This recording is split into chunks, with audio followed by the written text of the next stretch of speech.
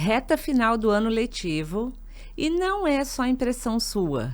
Pai, mãe, responsável, avó, você que tem uma criança ou um adolescente de idade escolar e está sentindo aquele peso de, meu Deus, será que eu aguento chegar até o final do ano? Ou, às vezes até pensando assim, não, com tanto que a gente consiga terminar o ano, tanto faz como a gente segue agora nesses meses restantes. Pois temos boas e más notícias. Vamos começar pelas notícias não tão boas assim. Essa reta final do ano letivo é tão importante quanto todos os meses anteriores que seu filho teve. E a boa notícia é que existem maneiras simples, acessíveis, para que vocês, aí dentro de casa, consigam levar essas semanas restantes. Aliás, aqui já vai até uma dica, um spoiler. Pensar em semanas ao invés de pensar em meses é uma estratégia para que vocês consigam se manter firmes o suficiente para chegar ao final desse ano de uma forma mais leve, tranquila. Bom, como fazer isso no dia a dia? É o que nós vamos trazer para vocês nesse episódio de hoje, não é, Thaís? Sim, nós somos Thaís e Roberta Bento, especialistas na relação de família e escola, mãe e filha e fundadoras do SOS Educação. E esse é o Pode Educar, o videocast da família e da educação. Todo episódio a gente traz para você, família com filho em idade escolar, estratégias para lidar com os desafios do dia a dia. Já temos episódios gravados sobre bullying, já está no ar, sobre como equilibrar o tempo de tela dos filhos. Que, aliás, são episódios que não pedem a validade, né? Não tem prazo de validade. Todos eles podem te ajudar, inclusive nesse desafio desse episódio que a gente vai dizer hoje, que a gente vai trazer hoje sobre como chegar ao final do ano, todo mundo inteirinho, firme e forte.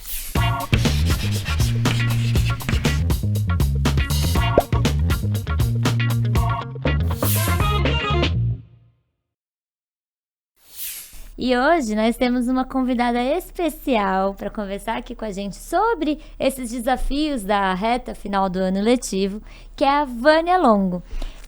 Eu vou pedir bem-vinda, Vânia. Obrigada. E nós queremos que você se apresente, então, para todo mundo, por favor. Ok, primeiro quero agradecer o convite, é um prazer estar aqui. E o meu nome é Vânia Longo, a minha formação acadêmica é psicologia, depois uma pós em psicopedagogia, e pós em educação à distância, e o início do mestrado em educação, e a minha área de pesquisa é a contação de história, tá? Isso, né, formação. Eu estou há 39 anos em escola, atualmente na coordenação pedagógica, também como professora do ensino médio, e com os meus cursos, né, que eu dou curso na pós, dou cursos livres na área de contação de história, psicopedagogia, enfim. E na coordenação eu estou no Fundamental 1. Eu digo estou, né, gente, porque eu já andei em todos os segmentos, enfim.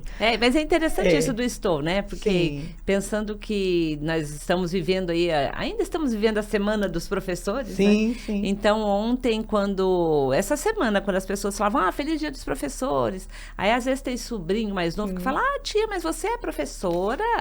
Você dá aula? Eu falo, eu não estou dando aula, estou agora exercendo uma outra função, mas o que eu sou é professora. Sim, sim. Mas o que nós estamos, enquanto profissionais de educação, isso a gente vai construindo ao longo da carreira, né, Vânia? Isso mesmo. Então, super bem-vinda, Vânia, ao Pode Educar, essa iniciativa que é uma união da Rede Pitágoras com a SOS Educação para conseguir servir como rede de apoio para as famílias e para a escola.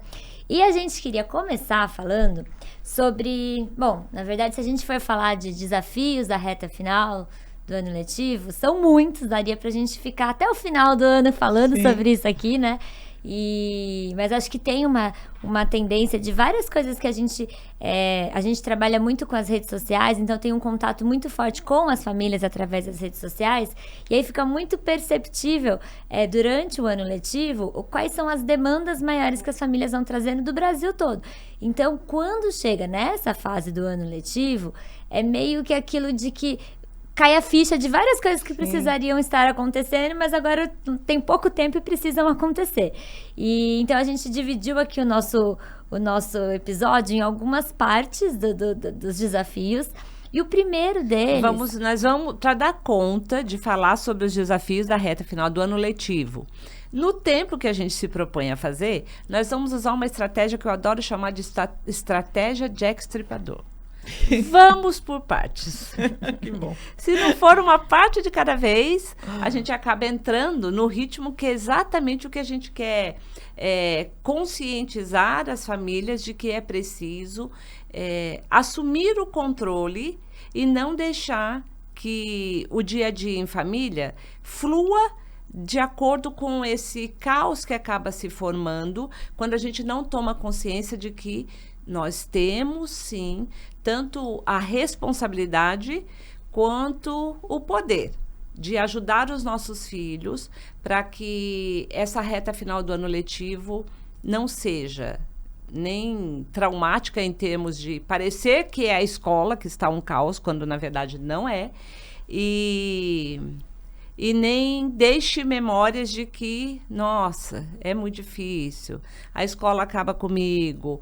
E não é verdade, nada disso é verdade. Só que se nós não assumirmos o controle, parece que está tudo muito corrido, que não dá tempo para nada. Só que quem de fato estabelece, define qual é o ritmo, somos nós mesmos. Né? A gente pode passar por uma estrada numa velocidade muito alta e parecer que as árvores, a natureza, tudo que está em volta está correndo, ou a gente pode decidir que a gente vai desacelerar e curtir esses momentos. E a nossa decisão vamos curtir esses momentos. E o que a gente precisa pôr em ordem por onde a gente começa, Thaís? Então, acho que a gente começa na parte dos responsáveis, né? As famílias e o estado emocional que elas chegam nesse ponto do ano letivo. Queria saber da Vânia, se no dia a dia da escola ela sente uma diferença no estado emocional, nas demandas das famílias quando vai chegando o final do ano letivo, ou se é uma coisa mais regular durante o ano? Não é, né? Existe uma mudança, assim, sensível a partir de agosto, não é? Porque aí, como reta final, vem as notas, dependendo do esquema da escola bimestral, que fechou em junho, dependendo do esquema trimestral, fecha em agosto.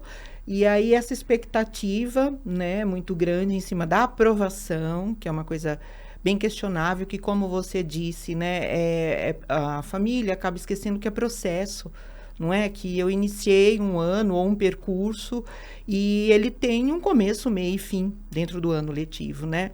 Então, deveria seguir como processo, mas não, aí vem toda uma cobrança em cima da aprovação, pressão em época de prova, né? Que eu não gosto nem de chamar de prova, pelo menos lá não chamo, apesar de que a criança pega a prova do Pitágoras, né? Que a gente, quando resolve aplicar a prova do Pitágoras, do sistema, os pequenininhos, né, que estão alfabetizando, a gente fala para eles assim, é uma sondagem. Uhum. Não é para ficar nervoso, respira, eles sabem fazer. Muito bonitinho. E aí, a gente achando que eles não sabiam ler, né? Aí eles olharam. Ô, Pro, você falou que era sondagem, mas está escrito prova aqui, né? Então, veja, tem um peso, o nome, né? E a família vai cobrar. Principalmente numa escola particular, né? Onde se tem um investimento e, logicamente, se quer que o filho seja aprovado, né? Em termos de custo, enfim, uma série de coisas. Mesmo do social, né, de comparativo, porque meu primo, meu sobrinho, meu tio, enfim. E essa pressão acaba afetando, né, a criança, os professores, porque fica uma piração, não respeita o tempo de reunião de pais, olha, né, calma, tá indo bem, mesmo a gente dando devolutiva do passo a passo do processo, de cada momento de avaliação, vai ficando cada vez mais afobado o negócio, né? Então, a pressão que a escola sofre também é muito grande, né? Então, eu acho que é bem legal você trazer isso, porque a nossa proposta é sempre trazer a importância da parceria da família com a escola.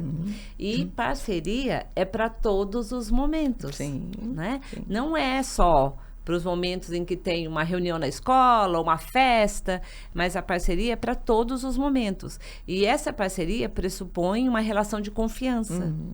E quando a escola fala, tá tudo bem, está dentro do previsto para o processo, muitas vezes acontece, nós recebemos às vezes no SOS Educação, mensagem de mães, de pais falando assim, não, eu acho que a escola nem está olhando direito para o meu filho, porque eu acho que as notas dele não estão boas e a escola diz que está tudo dentro do previsto, do processo. E em especial, nessa reta final do ano letivo, quando nós precisamos, enquanto adultos, lembrar daquele aviso que a gente recebe quando senta no banco do avião, quando o avião está prestes a levantar voo, que é máscaras de oxigênio cairão automaticamente. Coloque a máscara primeiro em você, só depois você vai ajudar uma criança, alguém que está do seu lado que precisa de ajuda. E agora é a hora da gente parar e pensar nisso. Tudo isso que a Vânia acabou de colocar e que nós sabemos do dia a dia, em casa e na escola, de agora em diante, nessa reta final, pode ser mais leve ou mais pesado, de acordo com o seu estado emocional, pai, mãe, avó. Então, não tem como a gente ajudar o filho que está ali do lado se a gente não se cuidar primeiro.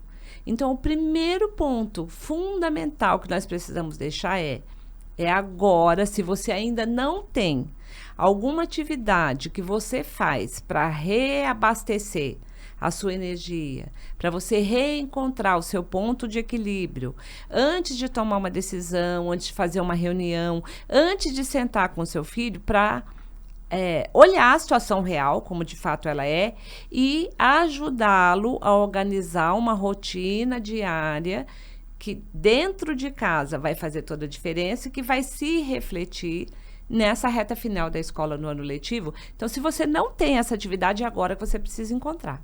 Pode ser uma terapia, uma caminhada ao ar livre, momentos em que você para tudo e senta para ouvir uma música, para ler um livro no estilo, seja o estilo que for que você gosta.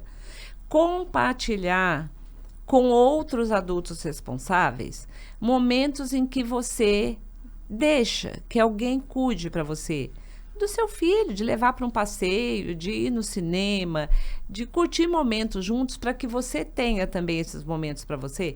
Sem esse ponto inicial, todo o resto que a gente vai trazer aqui de estratégia pode até surtir efeito, mas vai deixar o resultado muito aquém do que poderia ser. E às vezes acaba que nesse desgaste emocional das famílias, quando chega esse período do ano letivo, elas começam até a querer dar conta de coisas que não são coisas que elas precisariam pegar para elas, e daí o que acontece é que não sobra energia para fazer o que só elas podem fazer. Por exemplo, uma coisa que a gente vê acontecendo muito nessa fase é que os pais começam no desespero, no estresse, na rotina corrida já, e no desespero de conseguir essa nota, essa aprovação, a assumir o papel de que eles precisam ensinar para o filho algum conteúdo, de que eles precisam aprender um conteúdo na internet para daí explicar para o filho na hora da tarefa. Recentemente, falamos pelo menos com 3 famílias que estão passando o domingo procurando vídeos nas redes sociais sobre o conteúdo que o filho está estudando, para que eles possam dar essa aula para o filho. E agora, lembrando especificamente de 2 casos em estados opostos do Brasil, assim, até para confirmar que não é só aí na sua casa, acontece em todo lugar, de famílias que contaram que elas passam a manhã e a tarde do domingo assistindo vídeos com professores especialistas naquela matéria, e à noite elas sentam para ensinar o filho aquela matéria. Ou seja, gente, pensa, olha, o domingo, que deveria ser um tempo em família mais leve, sem pressão de horário e sem pressão de nem o trabalho dos pais e nem o estudo dos filhos nesse formato. Como é que você pode aproveitar o domingo de uma forma que ajuda o seu filho? É aproveitando um domingo em família, um domingo leve.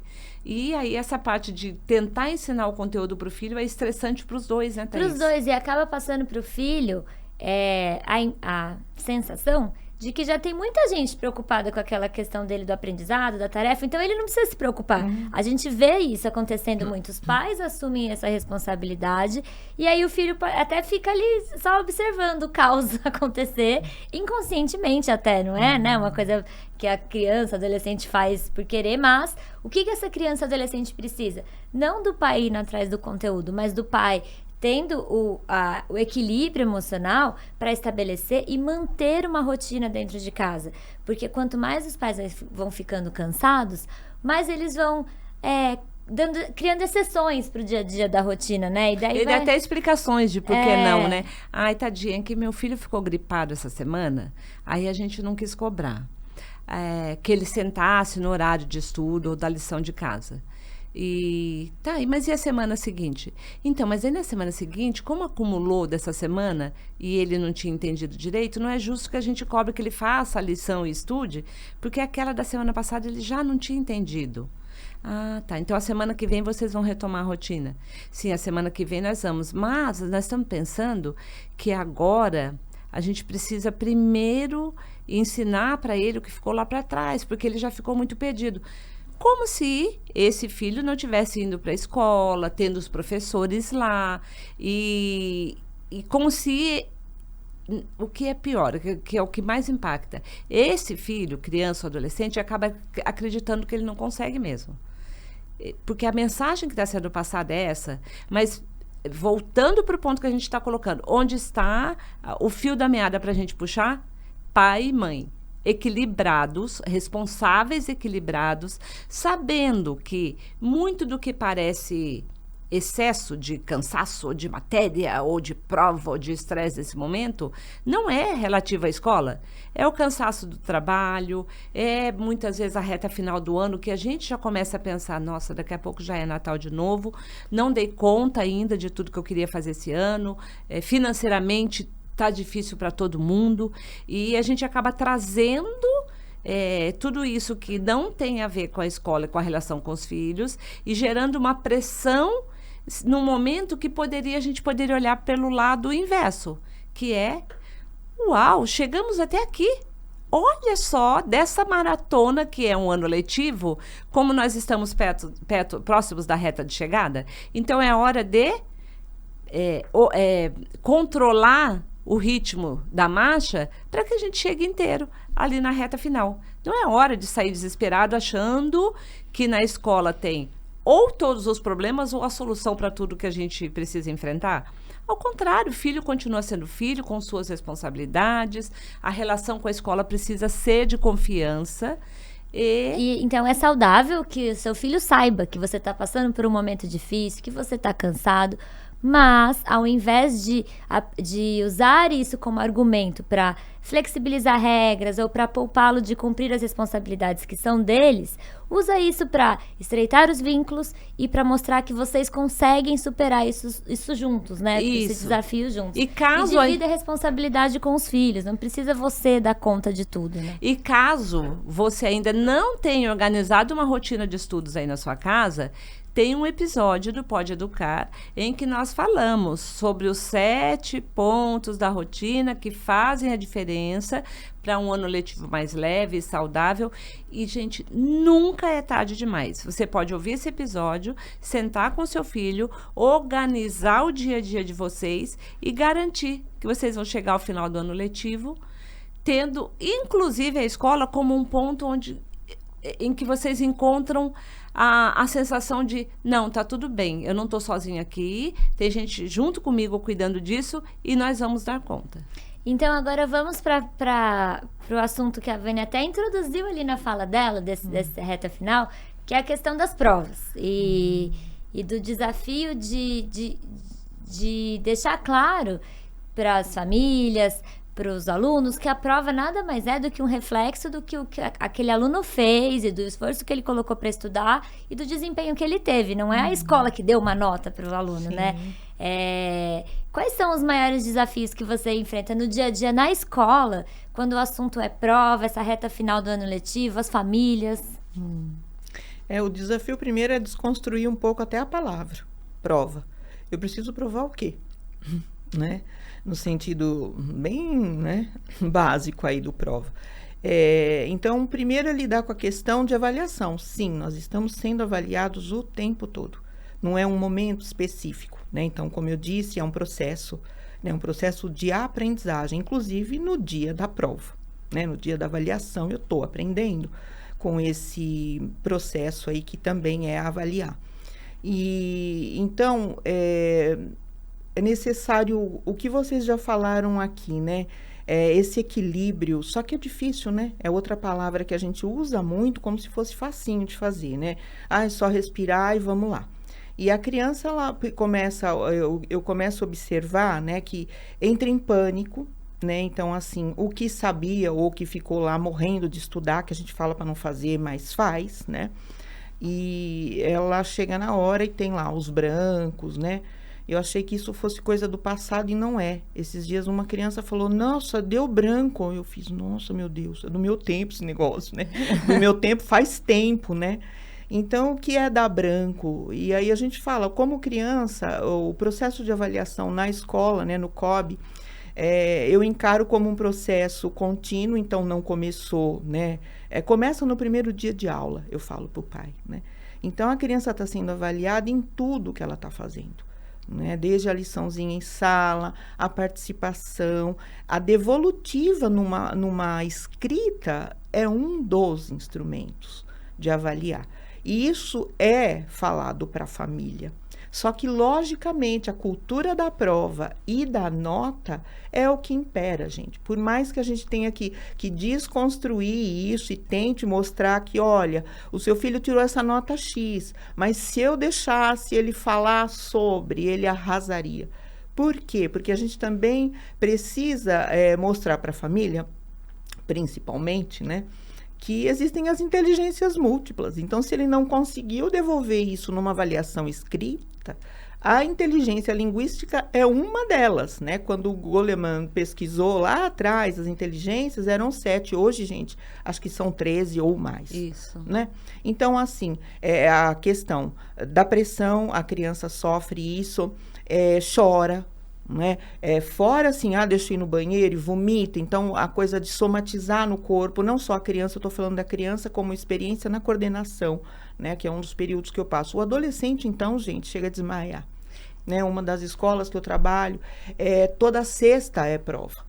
E é provão, porque é médio, sabe? Então, você vê o mal-estar do adolescente, falar sobre isso, eles começam numa ansiedade, tem turma que eu vou cuidar também, porque a sexta eu tô lá, e eles começam, eu falei, vai ter um treco essa criança, eu chamo de criança, porque na hora o comportamento emocional é como se eles choram, sabe? Teve um aluno outro dia que eu falei assim, dá tua mão aqui e respira. Aí a classe inteira, a mãozinha, dá a mãozinha para ela. Eu falei, gente, olha, continua aí focado, né? Mas vamos lá, prestar atenção. Olha, gente, ouvir é uma coisa muito importante, que é uma coisa que não se faz e a família deveria, né? Ouvir como tá essa criança, agora como tá esse adolescente. E a escola, idem. Tem que ter esse espaço. A gente sabe que existe uma cobrança de conteúdo, tem que tem isso também, né? Tem que terminar o livro, tem que dar conta. Então, às vezes o professor está atrasado, então corre com a coisa, aí não caiu, né? Não deu tempo de cobrar isso direito na prova. Ou seja, é caótico. Mas e isso quem é a da vítima? Escola, né? A gente vê muitos pais, às vezes, vendo, tá faltando conteúdo a linha aqui tal, no papel, no livro, que não foi cumprido. Isso é um ponto que o pai não precisa se preocupar e pegar para ele mais esse peso. Deixa com a escola que ela sabe o que está fazendo. Exatamente. Então, assim, e o que é isso que está faltando, né? Porque na hora de mostrar o que sabe, não é? Se a gente pensar, por exemplo, no ensino médio, né, que ele vai para uma universidade, depois para o campo de trabalho, ele vai dar conta do que ele sabe. Não é? Porque como vocês disseram aqui para mim, né? Quem sabe faz ao vivo. Então, não vai adiantar a decoreba ou ter perdido o domingo inteiro, semanas, né? Enfim, nessa tortura, porque acaba virando tortura tanto para a família quanto para a escola.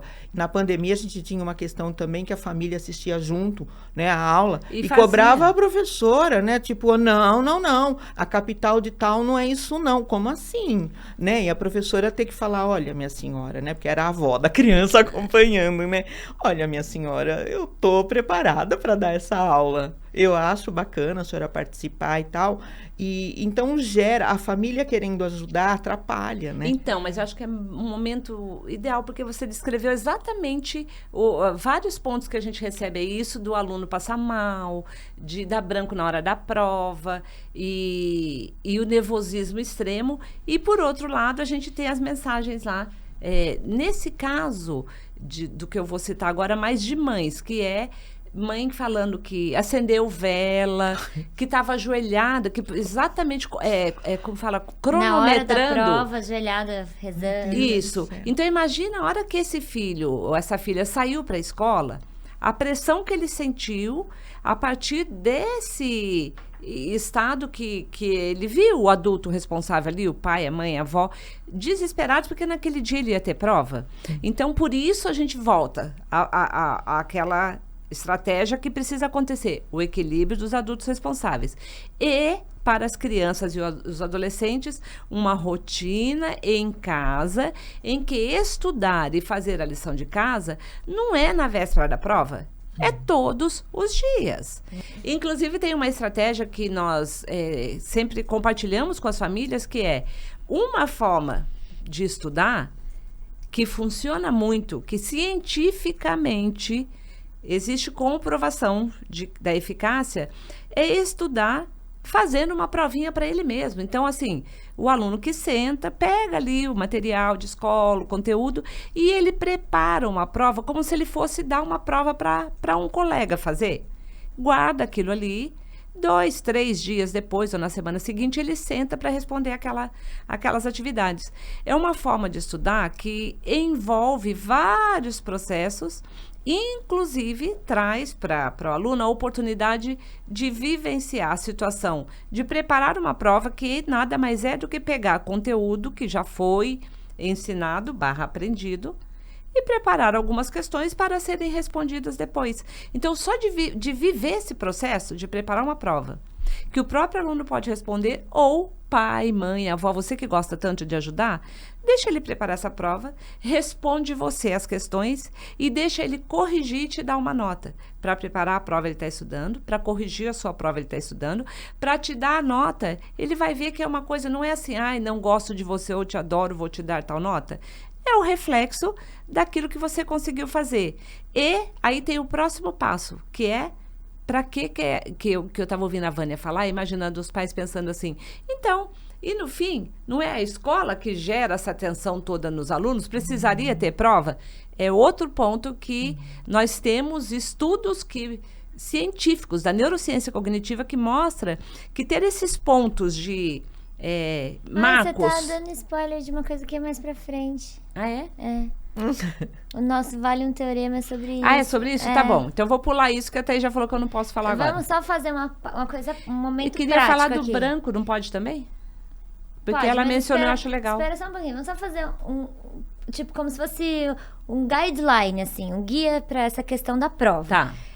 Antes da prova, semana de prova, na hora de estudar para a prova, na rotina da família, algumas dicas práticas. Eu vou colocar aqui, daí pode ir adicionando. Uma, que a gente vê acontecendo muito. É semana de prova, então falta na natação, no judô, na academia, porque precisa focar nos estudos. Praticar uma atividade física é uma forma de preparar o cérebro para ele ter um melhor desempenho na hora do aprendizado. Então, nada de faltar nas atividades físicas em semana de prova, porque precisa estudar. Precisa conseguir a rotina que tenha o equilíbrio ali, o balanço do momento de estudo e da atividade física que esse aluno tem no dia a dia. E um dos segredos é ter estudado todos os dias ao longo das semanas anteriores. A semana de prova não é uma semana que para a vida porque tem prova. Exatamente, não é uma semana que para a vida. E aí outra coisa que acaba acontecendo é, ele tá estudando, daí no sábado ele não almoça em família, daí no domingo ele não tem que ir no supermercado com os pais porque ele tem que estudar.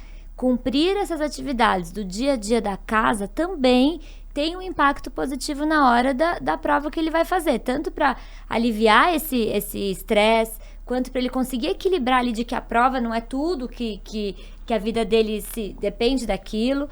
E para ele conseguir ter um momento no dia, que hoje em dia é muito difícil na rotina dos alunos, que é focando em uma coisa de cada vez. Hoje, toda hora, a todo momento, a gente está fazendo várias coisas ao mesmo tempo. E aí, mesmo que na hora de fazer uma prova, na hora de prestar atenção na aula, o aluno esteja ali sem equipamentos para distrair, sem a distração, o cérebro dele não consegue focar em uma coisa só, quando em todos os outros momentos da rotina desse aluno, ele está fazendo várias coisas ao mesmo tempo. Então, ter em casa momentos de ir no supermercado, de ir almoçar na casa da avó, de cumprir uma responsabilidade, até envolvendo tecnologia, de todo mundo assistir televisão junto, sem o celular, sem ficar digitando no celular ao mesmo tempo. Isso também contribui para um desempenho melhor na hora da prova. Isso tudo antes. Daí, para estudar, eu acho que essa estratégia da provinha é muito boa. Quem tem filho mais novo, pode o próprio pai ou mãe fazer a provinha pro filho, né? Como se fosse... Não é uma prova, é como se fosse pegar 5 exercícios que você acha que são principais da matéria, para ele fazer ali e depois corrigir junto com você. Então, eu gosto mais do... Mesmo que seja uma criança que acabou de ser alfabetizada, dela fazer a prova para os pais, porque é a sensação de preparar para alguém e assumir ali aquele papel de, são atividades que eu peguei ali mesmo no que eu estou aprendendo, não foi nada que foi, né, não é nada assustador se é alguma coisa que está dentro do contexto do que eu estudei até aquele momento. Autonomia, né? Isso, Tem exatamente. Autonomia de colocar ele no poder da situação, né, no lugar de que ele pode, muito bom. E a pior forma de estudar, gente, que hoje já tem muita pesquisa que mostra que é a forma que os alunos mais usam para estudar, é estudar só lendo o conteúdo. Essa é a pior forma dele conseguir depois um desempenho bom na hora da prova. Refazer exercícios é a melhor forma, principalmente pensando agora em reta final do ano letivo, que já tem muita coisa acumulada, que já tá, né, que não teve uma rotina de estudo durante o ano. Refazer as atividades é a melhor forma, e aí sim ele consegue ver quais pontos da matéria que ele tá com mais dificuldade para ir atrás desses conteúdos. E posso lançar um desafio aqui, se for alguma coisa que a gente vai responder nas dúvidas ou no Vale um Teorema, daí eu não dou a resposta agora, tá? Mas vamos lançar um desafio. Qual é o principal motivo do branco na hora da prova? Vou dar uns segundinhos para todo mundo pensar, e a Thaís que sabe, que tem um roteiro aqui, que me fala, que a Thaís que me coordena, ela que é minha chefe, gente, lembra que eu sempre falo? Educa bem o seu filho, um dia ele pode se tornar seu chefe. Não, eu só coordeno o tempo aqui, porque... Tá, mas pode responder qual é o principal motivo do branco na hora da prova, ou tem que deixar pra gente falar? Não, pode. É não dormir bem. Noites completas de sono fazem toda a diferença para que, durante o processo que a gente passa nas noites completas de sono, o cérebro organizar tudo aquilo que a gente aprendeu ao longo dos dias anteriores. Ou seja, ter um horário para ir para a cama todas as noites, conseguindo dormir tranquilamente, que depende de se desconectar, de ficar sem telas num período anterior a esse momento de ir para a cama. Isso vai se refletir lá na hora da prova para essa criança ou esse adolescente não ter o branco, que dá aquele desespero, e que muitas vezes acontece do filho entrar no carro do pai e da mãe na hora de ir embora e falar: nossa, lembrei a resposta. Aí o pai e a mãe fazem o quê? Vão lá conversar com a escola. Meu filho sabia a resposta. Ele sabia. Então, reconsidera a prova aí, sendo que o seu papel principal, pai e mãe, não é ir lá depois falar que seu filho sabia. É antes organizar a rotina da casa para que seu filho tenha essas noites tranquilas de sono. Tá, e daí fez a rotina certa, estudou antes da prova. Quando o filho vai sair de casa para ir para a escola, o que é ideal de fazer? Tem alguma coisa para falar para ele? Na hora da semana de prova. Para fazer uma prova. O que o pai e a mãe podem dizer para ele? Bom, primeiro que assim, já começa, não na hora de ir para a escola, mas no dia anterior, o foco da vida de todo mundo não é a prova. É é a escola, a prova é parte da escola, né? E tem uma analogia que eu faço que eu acho que ajuda bastante para as famílias aliviarem essa pressão que elas se colocam e transmitem para os filhos em relação à prova. Você precisa pensar na prova como se ela fosse um exame de sangue. Você faria um exame de sangue no lugar do seu filho ou ficaria bravo com o médico que pediu um exame de sangue do seu filho? Certamente que não. Por quê? Porque esse exame de sangue é a base para que o médico possa avaliar como está a saúde do seu filho e, caso precise tomar providências, é a partir do que ele viu ali do seu filho. E a prova tem esse mesmo objetivo. A escola precisa de registro da evolução do seu filho enquanto aluno e precisa saber quem precisa de que tipo de intervenção nesses pontos ao longo do ano para que essas intervenções possam ser feitas. Então, olha para a prova como o exame de sangue, daí tira um pouco também essa pressão de parecer que é algo que faz mal, que prejudica, que talvez a escola pudesse tirar da vida das crianças e dos adolescentes. Pensa que é uma base para que ele, de fato, tenha uma intervenção em cima do ponto que ele está, não em cima do ponto que está a turma como um todo.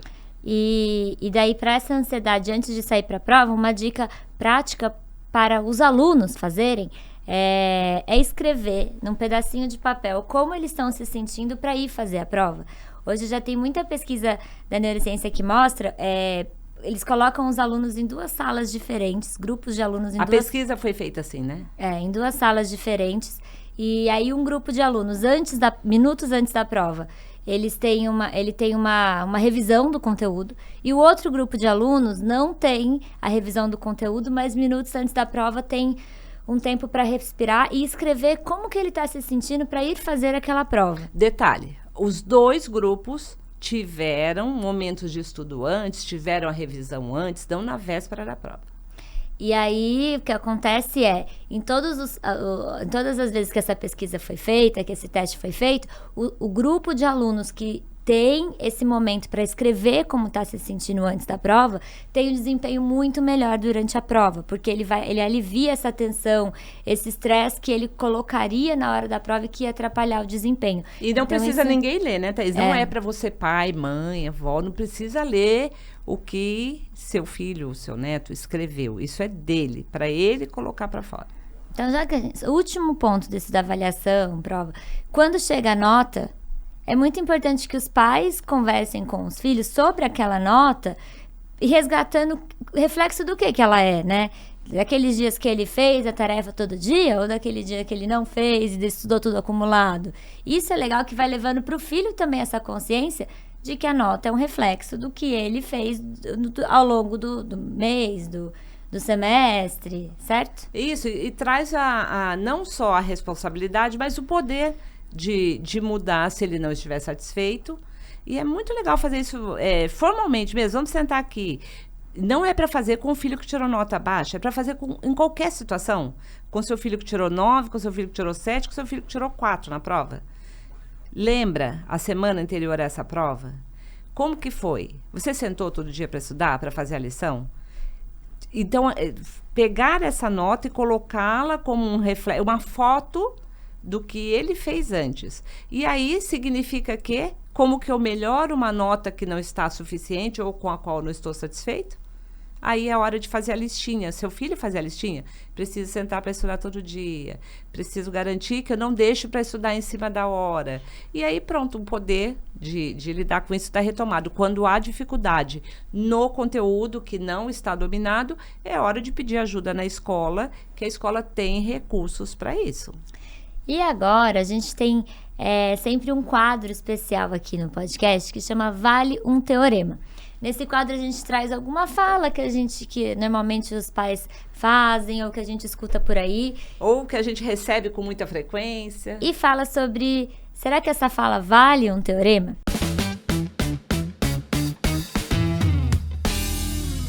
E o que a gente tem aqui pensando em uma educação mais envolvente para os alunos e sem tanta pressão no dia a dia da escola, Algumas pessoas têm questionado se devemos dar tanta importância às provas e avaliações.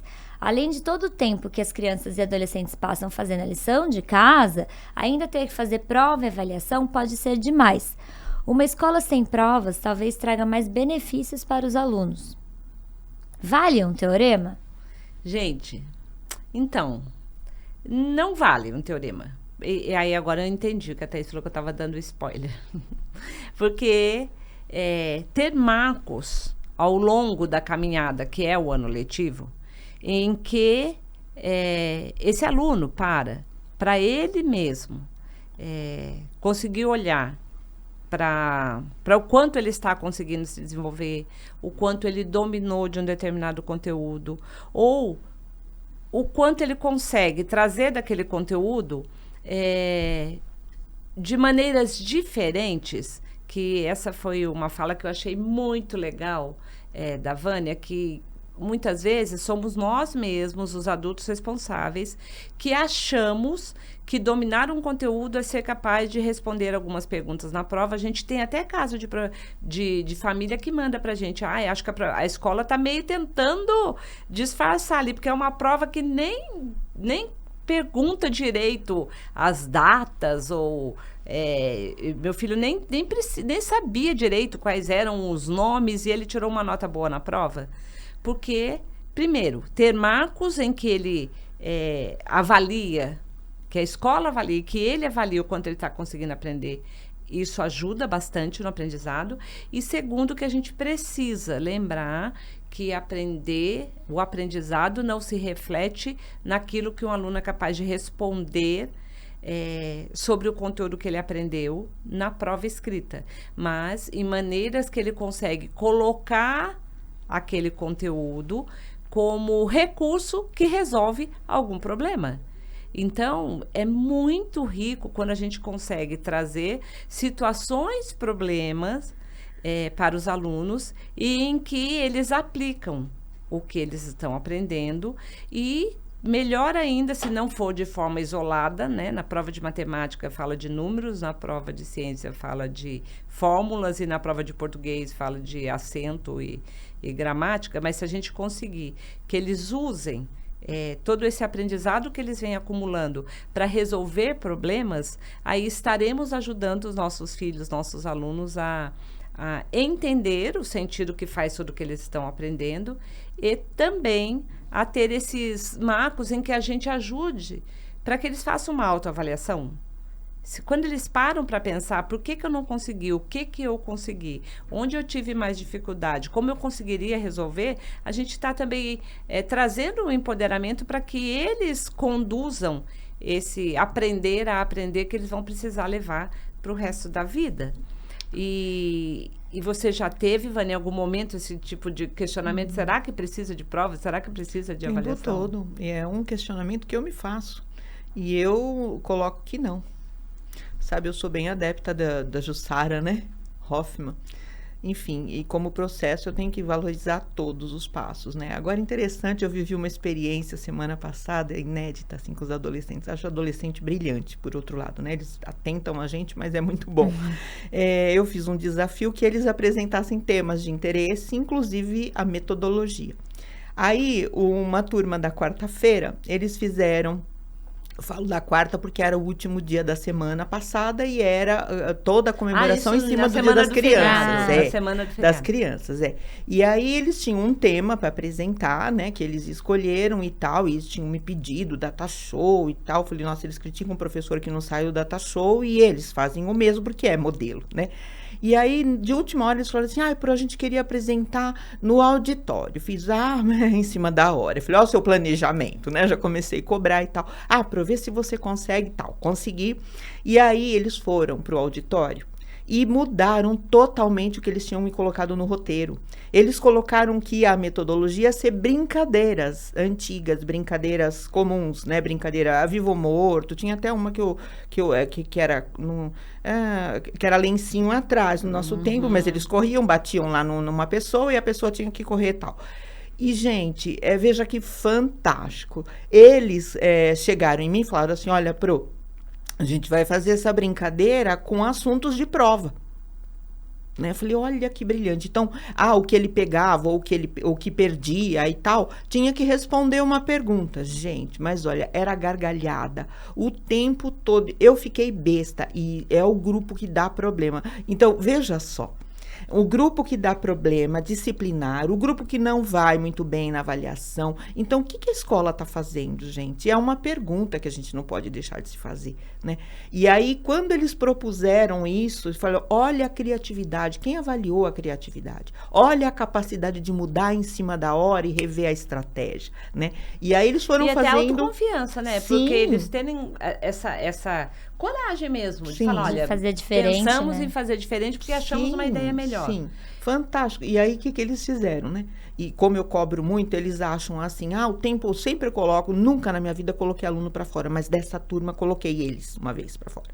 E aí, nossa, me senti o pior ser humano do mundo. E aí, o que eles fizeram? Então, eles acham que eu persigo eles. E eu falo, gente, eu não sei nem o nome de vocês. Mentira, que eu sei, né? Mas enfim. E aí, eles chegaram no final da aula, porque os colegas avaliam eles, né? Então, eu passo um questionário e falo, olha, a nota não vai compor a nota deles. Até para eles não, agora eu vou te prejudicar, né? Para não ter esse poder, né? Mas, enfim. E aí, eles chegaram perto de mim e falaram assim, Pro, o que você achou da proposta? Olha que bonitinho. Então, e aí, o que acontece? Eu falei, nossa, brilhante. Por que vocês pensaram nisso? Pro, primeiro porque contextualizando, né, a Semana da Criança. A gente queria que fosse descontraído. Se fosse uma sexta, a quarta tá com cara de sexta, seria a prova. A gente estaria tudo com o coração na boca, tudo assim, vamos gabaritar porque a gente não estudou mesmo, né? Então, a gente quis propor algo diferente e capaz de ser realizável por qualquer um dos nossos colegas. Porque o tema deles era relacionamento. E aí, entre eles eles. fizeram com toda a turma? Toda a turma. Que legal. Toda a turma, 40 alunos, gente, correndo no auditório. Eu falei, mas onde eles vão parar? Aí um tinha tentado pegar o outro e naquele afã de, né, se derrubar. Falei, gente, vocês vão se acidentar e eu vou ter que responder, né? E assim, aquela gritaria, falei, ainda bem que o auditório é isolado, né, nesse espaço. Mas era uma gritaria e comemorava. E aí, assim, né, se acertou, enfim. E eu fiquei besta de ver. Falei, gente, olha que brilhante esses alunos. Então, né? e sabe que dá até para fazer uma avaliação nesse formato, que eles não vão nem sentir. Tem um curso que eu e a Thaís fizemos na Universidade de Minnesota ao longo de 4 anos, que o nome é Aprendizagem Cooperativa. E a proposta é exatamente trabalhar questões de relacionamento pessoal e conteúdo com os alunos em equipe, num formato que eles... Que foge daquele do tradicional, senta aí e responde a prova, e o quanto eles se envolvem, se sentem parte, essa autonomia toda que eles conseguiram colocar em prática ali, e o quanto que aluno, que parece aluno, problema se revela quando a gente ajuda para eles encontrarem um caminho de se manifestarem, né? Mas eu acho que até porque eles se descobrem capazes. Se experimentam, né? Na situação, vivenciam. Então, é muito bacana ver, fala-se muito em protagonismo, né? E esse lugar também é bem questionável o que é protagonismo, né? Mas eles, quando eles abraçam uma causa, e até para desafiar a gente, né, que tem essa coisa, vamos ver, vamos fazer melhor que ela, né, tal, eles realmente surpreendem. E não é só o adulto, gente, não é só o adolescente, a criança também. A gente trabalha, já trabalhando com o pequenininho do Fundi 1, tem o LEM, que é o Líder em Mim, que a gente adota também, o programa socioemocional, enfim. E as crianças preparam o evento para o Dia dos Pais. Mas a gente não faz Dia dos Pais, não, Dia da Família, que a gente tem na Noite da Família. Eles pensam em tudo. Porque a proposta é assim, como é que você vai mostrar para o seu pai que você aprendeu sobre o Líder em Mim? Porque tem um livro lá, e aí? Eu vou dar uma prova? Não é a proposta, né? E aí, o que eles fizeram? Eles sempre preparam brincadeiras. E inventam as brincadeiras. Então, não é brincadeira conhecida. Então, os pais chegam lá e levam um baile, sabe assim? E fica divertido, porque eles estão lá, então eles se dividem, né? Gente, é surpreendente, né? Eu recomendo, porque dá uma alegria, né? Porque eles fazem as perguntas em cima dos hábitos, porque são 7 hábitos, né? E os pais erram, lógico, né? Mesmo estando familiarizado, eles erram, então aí eles se divertem, aí eles dão a resposta, aí eles falam, o próximo, porque aí faz fila de pai, né? Porque eles montaram estações, cada um com brincadeira. Eu falo, gente, olha, essas crianças ensinam. Aí eu falo para as professoras, prestem atenção na metodologia de avaliação, né? Olha que interessante. E o quanto eles gostam de serem envolvidos, que é tanto na escola quanto em casa, porque a gente fala isso, né, de compartilhar a responsabilidade para que eles tenham oportunidade de descobrir o quanto eles são capazes, e isso retroalimenta, né, o desejo de mais, de querer participar, eu imagino como que esses adolescentes da véspera aí do Dia das Crianças, e as crianças também do projeto que você falou, como que eles foram embora para casa naquele dia? Uma alegria só. Ao contrário do dia da prova, né? E você falou uma coisa, Thaís, que eu fiquei pensando, falei, gente do céu, os alunos que ficam trancados, né? A família tranca eles, vai passear, mas você não, que você tem prova, são reféns, prisioneiros. E é o que a escola faz também, né? É a grade de prova, é o horário de prova, é a grade... Gente do céu, é prisão mesmo, né? Aí prisão de ventre, né? Prisão das ideias, é prisão de tudo, não tem nada solto como o que eles propuseram. Veja, eles propuseram brincadeiras, porque é a fase, é o lúdico, é o que ele tem de habilidade que tá à mão, e ele integra, né? Porque não é só a brincadeira. É a brincadeira, tem o físico, tem a criatividade, tem o cognitivo. Porque ele precisa responder, precisa pensar. E o sentimento de pertencimento também, de envolver toda a turma. Integra o emocional. Nossa, é sensacional. A gente hoje já tem pesquisa que mostra quais são as necessidades básicas para motivação para os estudos. E são 3. E as 3 estão presentes nessa atividade, que são autonomia, sentimento de competência e sentimento de pertencimento. Então, é sensacional o quanto isso também se reflete depois para uma hora de aprendizado formal, que ele precisa ali do foco, da concentração também. E a importância de você ter uma escola que permite essa movimentação toda, né? Um parceiro ali, um sistema de ensino que abre portas, que estimula, que gera toda essa possibilidade, essa riqueza de possibilidades que não tem nem como a gente prever no momento em que a gente abre para os alunos serem realmente protagonistas.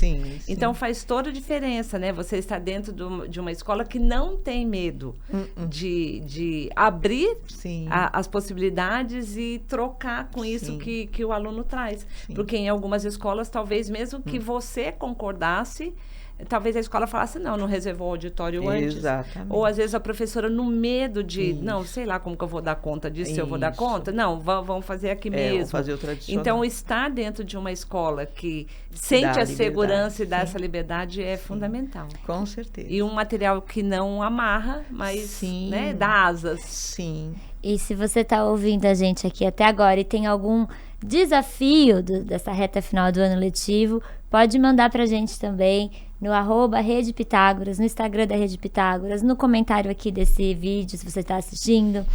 E temos um desafio aqui também, característico dessa reta final do ano letivo, que é a insegurança que às vezes as famílias começam a ficar em relação a manter ou não o filho naquela escola. Trocar o processo ou não de o filho de escola. Chega a hora de rematrícula, que viajando pelo Brasil a gente percebeu o quanto ele acontece num timing diferente em cada estado do Brasil. O processo de rematrícula. Tá. Eu fiquei pensando, rematrícula, mas quem é ele? Tá? Em cada estado do Brasil. Aqui onde a gente está, no estado de São Paulo, normalmente acontece bem cedo, cada vez mais cedo, né? Mas tem vários lugares que agora está começando. Mas nós recebemos das famílias também, né? Estou aqui em dúvida se... muda ou não meu filho de escola? E aí tem várias questões que acabam deixando as famílias em dúvida. Será que a escola está muito puxada para ele? Será que é a metodologia certa? Ele não está gostando muito do professor? O melhor amigo vai mudar de escola? Ou às vezes até a questão financeira, né? Tem famílias que mandam que estão inseguras porque veio agora o processo de rematrícula na escola privada e teve um aumento e a família fica em dúvida se vai dar conta de manter esse filho naquela escola e começa ali um sofrimento. Você também sente isso lá no dia a dia da escola, que começa a vir Ah, questionamentos disso, sim, das famílias? nossa, é assustador, né? Como você falou, cada vez mais cedo. Em abril já recebi uma mãe, né, de primeiro ano, lógico, elas são as mais ansiosas, né? E porque vai sair de uma escola pequena, geralmente numa escola de educação infantil, mesmo porte físico, né? Enquanto, enfim. E então essa ansiedade cada vez maior, né? E tudo que você falou aí, né? Os porquês da mudança, né? Frequente, se eu fosse fazer uma estatística, eu tive uma curiosidade de fazer isso, né? Uma vez, é o financeiro, gente, sabe? Porque às vezes de uma escola para outra é R$1, R$10. E ainda você questiona assim, como é que você fez esse processo de avaliação para a mudança, né? Você, inclusive do financeiro, você planilhou?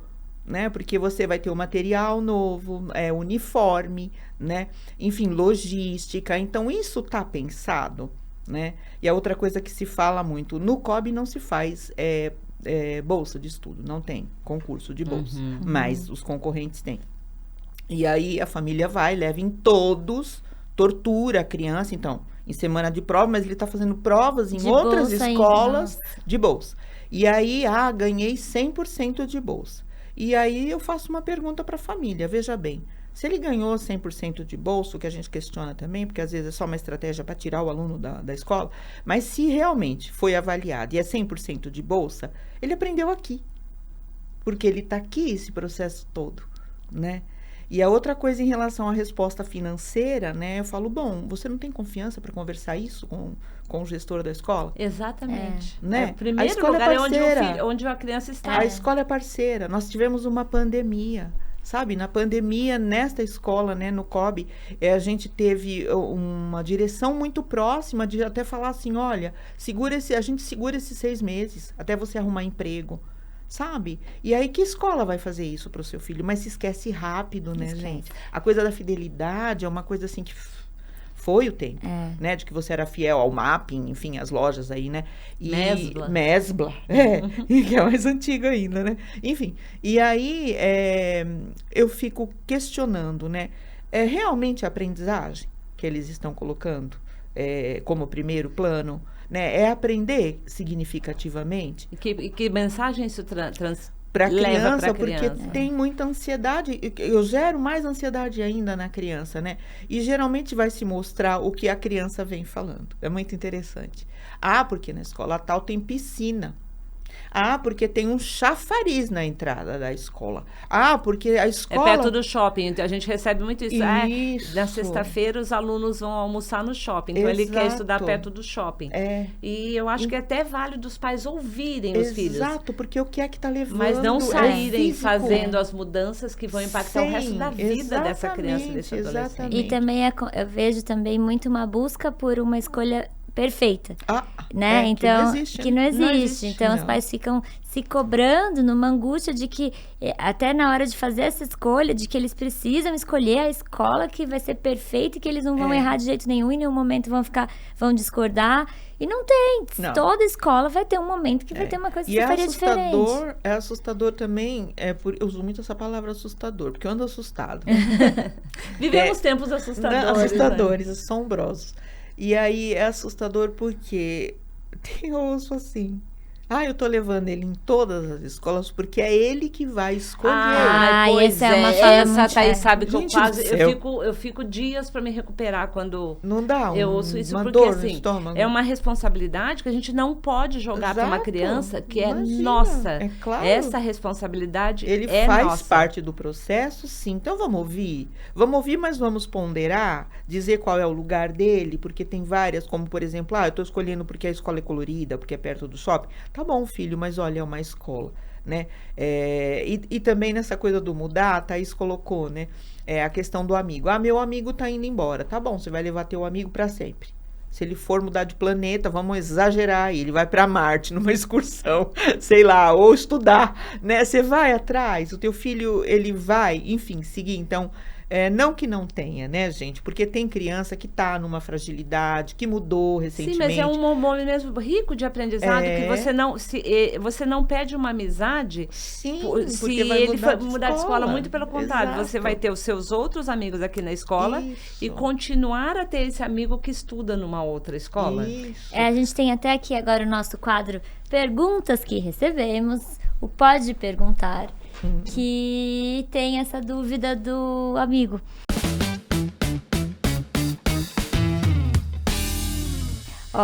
Eu já ia eu de novo. Antecipar. O melhor amigo do meu filho vai mudar de escola e meu filho quer mudar também. Estou satisfeita e gostaria que ele ficasse na mesma escola. Como sei que os relacionamentos sociais são importantes, devo deixar que ele mude para ficar junto com o amigo? Pois é, exatamente o ponto que a gente estava trazendo aqui. Quando um melhor amigo muda de escola, a gente tem uma oportunidade de ajudar os nossos filhos a levarem um aprendizado para o resto da vida. Primeiro, ouvir, acolher esse sentimento ou de tristeza ou de dor, porque o amigo está mudando de escola, e explicar que você não pede um amigo porque ele muda de cidade, porque ele muda de país, porque ele muda de escola. Ao contrário, você ratifica o quanto vocês são próximos, o quanto vocês construíram de vínculo. E lembrar que isso já era verdadeiro, mesmo quando nós éramos os alunos, mesmo sem ter recursos de tecnologia para falar diariamente, inclusive vendo essa pessoa, mesmo assim a gente consegue manter amigos. E nesse ponto, pai e mãe, é muito legal se você tiver, como eu tenho, por exemplo, amigos que estudaram comigo no ensino fundamental e que a Thaís conhece, porque eles frequentam a minha casa, porque nós nos encontramos e nós só estudamos juntos no ensino fundamental. No tempo se a gente for olhar pelo olhar da criança, tem séculos entre o meu ensino fundamental e a vida que eu tenho hoje, e nós continuamos amigos. Então, o primeiro ponto é isso, não é porque seu amigo vai mudar de escola que você está perdendo o amigo. E você vai ter a oportunidade de fazer novos amigos nessa escola e de ter um amigo com quem você compartilha visões, brincadeiras, aprendizados diferentes que vocês vão ter nos finais de semana, nas festas, nas férias. E não faz sentido. Mais uma dúvida aqui. Estou pensando em mudar meu filho de escola porque a escola atual está muito puxada para ele. Ele não está indo bem. Devo mudá-lo de escola? Bom, mãe, pai queridos que mandaram essa pergunta. Não. Imagina se você mudar seu filho de escola com o pressuposto de que a escola onde ele está é puxada demais para ele, significa o quê? Que você não acredita na capacidade que ele tem de conseguir aprender, de se adaptar, ou de ser quem ele é, que não precisa estar na escola que ele está, ele tirar 10 em tudo, ele ser o melhor aluno. E quando você muda o seu filho de escola, porque parece que aquela escola está puxada demais para ele, a mensagem que você está passando para o seu filho é uma mistura de não acredito que você consegue com a pressão de que agora na nova escola você vai ter que tirar 10 em tudo, porque essa aqui você não conseguia, mas eu estou acreditando que na outra você consegue. E são as mensagens totalmente inversas ao que a gente quer que nossos filhos assimilem. Então, se ele não está indo bem nessa escola, é hora de ter uma reunião com a coordenação, pedir ajuda, ver o que a escola vai propor de fazer e de fazer os ajustes dentro de casa. Isso que eu ia falar, de assistir o episódio 2 do Pode Educar, que tem os ajustes de rotina. E aí depois, mesmo depois de ajustar a rotina, conversar com a coordenação, tem o caso de ter uma escola que combina mais com o perfil de um aluno ou outro, mas não tem a ver com desempenho. Puxada, né? Não tem a ver com desempenho. Eu queria fazer uma colocação no que você falou. Por a gente favor. Desmerece a capacidade da criança ou do aluno ou do filho, né? 2 vezes. Uma, assim, aqui é muito forte, então significa o quê? Tá muito puxado, né? Como você disse. E assim, então, o oposto disso, o outro é muito fraco? Ou é ameno? Enfim, eu tô desmerecendo 2 vezes, né? Aqui você não consegue, e lá, olha, né? Não pra você que não consegue, isso, tem que essa não escola consegue. aqui. Gente, eu tive uma situação assim, de uma família que tinha 2 crianças na escola. Ele, nossa, era brilhante, né? E essa mãe fez concurso de bolsa, 100%, levou uma embora, mas deixou o outro lá. E o outro chorava. porque, né, foi o outro. Aí, eu falei, mas mãe, né, olha o que você fez com a própria, né, relação entre os dois, né? E ela pegou e falou assim, se ele se esforçar mais, porque ele não tem condições de ir para a escola que o outro tá. Ah, meu Deus. Gente, aquilo foi... E essa criança tem problema até hoje. Emocional. Não, óbvio que... Lógico, né? Então, olha o desdobramento, olha a carga também que é passado para o filho e tudo, né? O subliminar, né? Do emocional. Quer dizer, aí depois também que a escola tem um programa socioemocional que dê conta de tudo, né? Inclusive do que a família destrói. E que vai para o resto da vida, para os Sim. relacionamentos pessoais, para a vida Sim. profissional, para o desenvolvimento desse aluno para o resto da vida. E aí entra, eu acho que volta para o terceiro ponto que nós trouxemos 3 pontos, né? Sobre essa reta final. A necessidade... Pode já fazendo faz sua fala final, daí... Não, deixa... Tá. Peraí, só te cortando uma vez. Vânia, tem uma mensagem final para as famílias, para as escolas, nessa reta final do ano letivo? Tem. Primeiro, confia. Confia no que você formou, no vínculo que você fez, tanto com o filho quanto com a escola, né? Segundo, ouça antes de falar tanto. Né? Então, ouça o seu filho, ouça a escola, né? Abre bem a escuta. E uma escuta sensível, não é uma escuta por escutar, é uma escuta empática, né? Eu sei que se colocar no lugar do outro também é uma falácia, né? Porque a gente não é o outro. Ouvir mas para assim, entender, não para já me responder. aproximar, para, enfim, ser justo nessa escuta, né? Então, são essas as 2 dicas. Obrigada. Nada. Bom, então nós trouxemos 3 pontos, né, que são desafios dessa reta final do ano letivo. O equilíbrio emocional dos adultos responsáveis, que é fundamental. O olhar para a semana de provas ou para a reta final, não como o ponto que vai definir o resto da vida desse aluno, mas como parte da rotina de aprendizagem. E essa questão do mudar ou não de escola, quando as considerações não têm a ver com necessidade da família, mas com outros pontos que muitas vezes estão relacionados a ações que são voltadas só para trazer mais clientes para outra escola. Pensa nisso, você não pode ser a mesma decisão que você toma entre comprar ou não um sapato, ou uma camiseta, ou um brinquedo, e a escolha que você faz para a escola do seu filho. Então, são desafios que fazem parte dessa reta final, e o ponto que une os 3 e que vai te trazer também um alívio é pensar que você está entrando na reta final de uma maratona, não era uma corrida de 100 metros rasos, e que manter um ritmo é fundamental, e esse ritmo a ser mantido, ele vai começar na rotina dentro de casa e ele vai se refletir no quanto o seu filho se envolve, no desempenho que ele tem, na capacidade que ele tem de superar os desafios dessa reta final do ano letivo. Então, relacionamento, momento de brincadeira, horas de sono, atividade física, sentar em família à mesa para conversar, para ouvir histórias da sua infância, como que era esse tempo quando você era criança.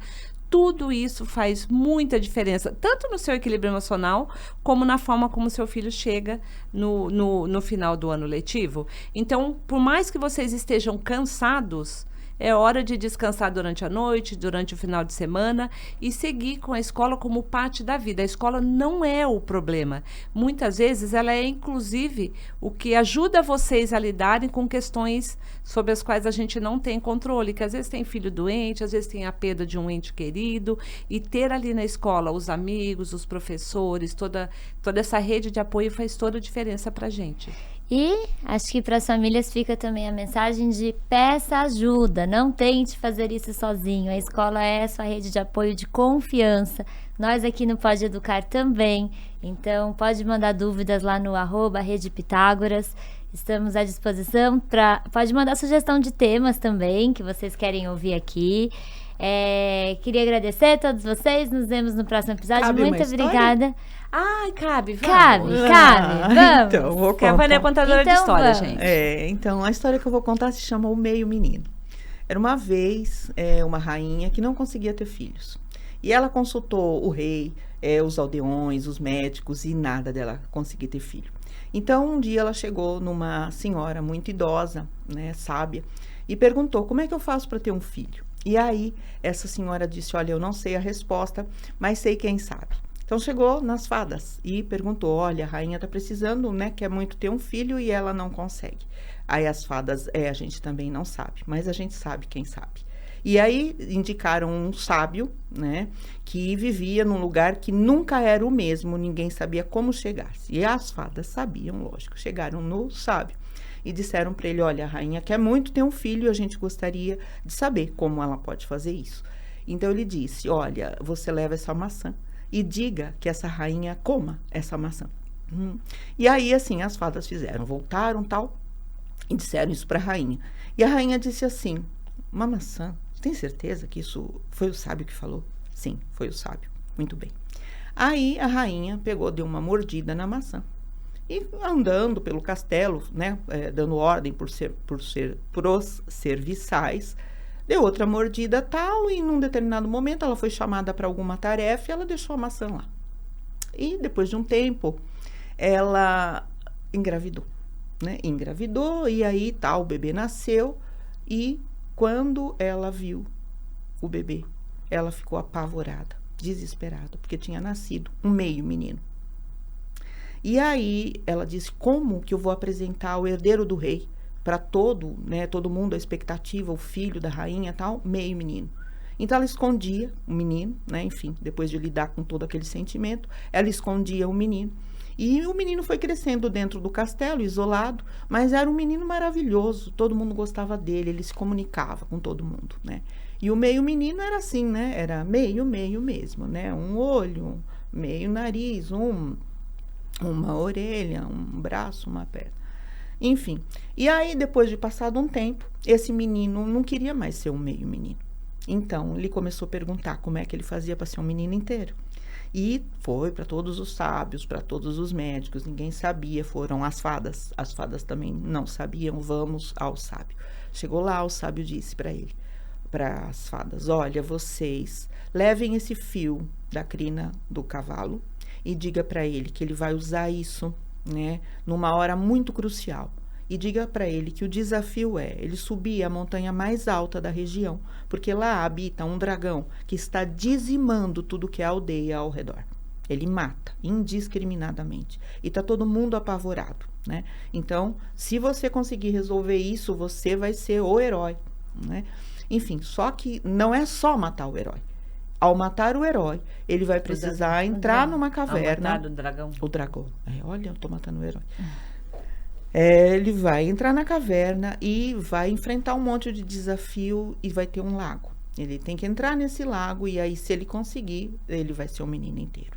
Aí, as fadas chegaram, disseram isso e o menino falou, impossível, imagina, eu sou um meio menino. Primeiro, como é que eu vou, né, subir a montanha? Não tem condição, isso é absurdo, esse sábio é louco, né? E aí, as fadas disseram, e você vai desistir? Então, o teu desejo de ser um meio menino é mera... né, enfim, descartável. Aí ele pegou e falou assim, bom, pensando bem, catou o cavalo dele, que era o fiel amigo dele, e foi. Chegou na montanha, quando ele olhou o tamanho da montanha, ele disse, nossa, tá vendo? Como que eu vou conseguir? E ele não podia subir a cavalo. Então ele começou a subir, e no meio da montanha ele falou assim, não dá. Eu vou desistir porque eu tô cansado, eu tô exausto, eu não vou conseguir. Imaginei, eu tenho que chegar lá e enfrentar um dragão, com que força?